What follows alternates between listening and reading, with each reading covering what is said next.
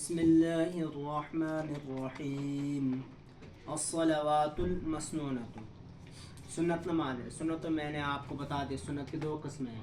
کتنی قسمیں ہیں؟ دو. کیا کیا؟ سنت موقدہ اور غیر موقدہ. غیر موقدہ. سنت موقدہ کون سی سنتیں ہیں؟ جو حضور صلی اللہ علیہ وسلم کنٹینیوسلی کرتے تھے. ہر دن کرتے تھے. اور غیر موقدہ جو کبھی کرتے تھے. اب آتی ہیں الصلوات المندوبۃ و احیاء اللیالی.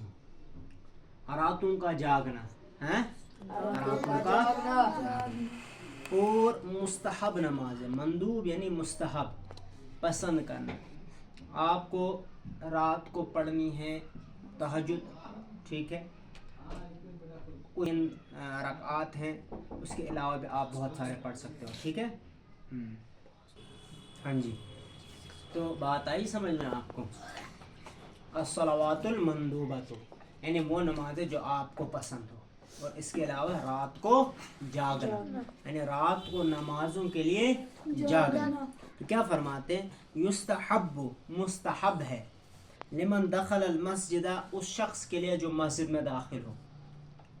مستحب ہے جو مسجد میں داخل ہو. ان یصلی رکعتین، کہ وہ 2 رکعتیں نفل نماز پڑھے، 2 رکعتیں نفل نماز پڑھے. قبل الجلوس، بیٹھنے سے پہلے، بیٹھنے سے پہلے. وتسمى هذه الصلاة تحیۃ المسجد، اور اس نماز کا نام ہے تحیۃ المسجد. کیا ہے؟ تحیۃ المسجد. یعنی تحیۃ المسجد، جب آپ مسجد میں داخل ہو جاؤ گے تو بیٹھنے سے پہلے کیا کرو گے آپ؟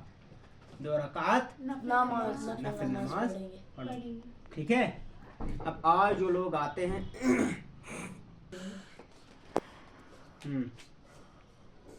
آج لوگ کیا کرتے ہیں؟ مسجد میں آتے ہیں باتیں کرتے ہیں، مسجد میں آتے ہیں بزنس کی باتیں کرتے ہیں. دیکھو یہ ایک ایسی وبا ہے، ایک ایسی پریشانی اب آ گئی ہیں.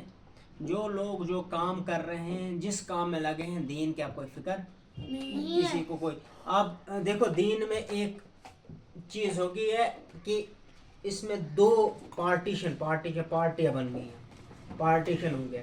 جو دین کا کام کرتا ہے وہ دین کا ہی جتنا کام کرتا ہے، جو دنیا میں پھنسا وہ دنیا میں پھنسا ہوا ہے. ایک مولوی صاحب صرف مولوی صاحب امامت کرتا ہے، اس کے بغیر وہ کچھ کر نہیں سکتا. ایک بزنس مین صرف بزنس کر رہا ہے، اس کے علاوہ وہ کچھ کر نہیں سکتا. تو یہ میرے حساب سے آج کے دور میں ٹھیک نہیں. اگر ایک بندہ بزنس مین بھی ہوگا، دیندار بھی ہوگا، ماحول ویسا ہی بنے گا. بات آئی سمجھ؟ ایک امام صاحب امام بھی ہوگا اور کیا بولتے ہیں اس کے علاوہ اور بھی کوئی کام کرے گا، وہ بھی ٹھیک رہے گا. لیکن جو پروفیشن بن گئے، اس کی وجہ سے کیا ہو گیا؟ ایک مسئلہ پیدا ہو گیا. ایک بزنس مین مسجد میں آتا ہی نہیں، وہ رات دن بزنس. اب مسئلہ کیا ہو گیا؟ دیکھو آج کل مولوی صاحب جو ہے وہ عوام کی بات سمجھ نہیں پاتا ہے، اور عوام جو ہے مولوی صاحب کی بات نہیں سمجھ پاتا ہے، ٹھیک ہے.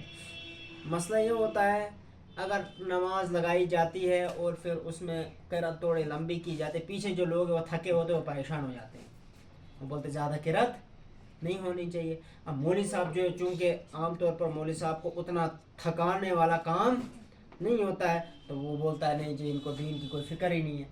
تو مسئلہ ہے جب ہر چیز میں آپ ہر فیلڈ میں جاؤ گے تو آپ کو ہر چیز سمجھ آئے گی، آپ کو ہر ایک چیز سمجھ آئے گی. اگر ایک بندہ مزدوری بھی کرے گا نا، اس کو سمجھ آئے گا مزدوری کیا ہوتی ہے، ٹھیک ہے. اگر ایک بندہ بزنس کرے گا، اس کو سمجھ آئے گا بزنس کیا ہوتا ہے. اگر ایک بزنس مین دین پڑھے گا، اس کو سمجھ آئے گا دین کیا ہوتا ہے. تو یعنی اس میں یہ پروفیشن، یہ ساری چیزیں نہیں رکھنی. ہر ایک مسلمان پر قرآن سیکھنا، دین کے فرائض سیکھنا ضروری ہے. دین کے فرائض ضروری ہے، دین کی چیزیں ضروری ہیں. اب اس میں مصیبت پڑ گئی ہے، اب مصیبت بن گئی ہے، کچھ لوگ دین سیکھتے ہیں تو کچھ نہیں سیکھتے ہیں. تو یہ چیزیں نہیں ہونی چاہیے. بہرحال مسجد میں جب آنا چاہیے تو کیا کرنا چاہیے؟ 2 بھاگنے سے رکعت پہلے میکسیمم کسی کو پتہ نہیں ہوتی ہے.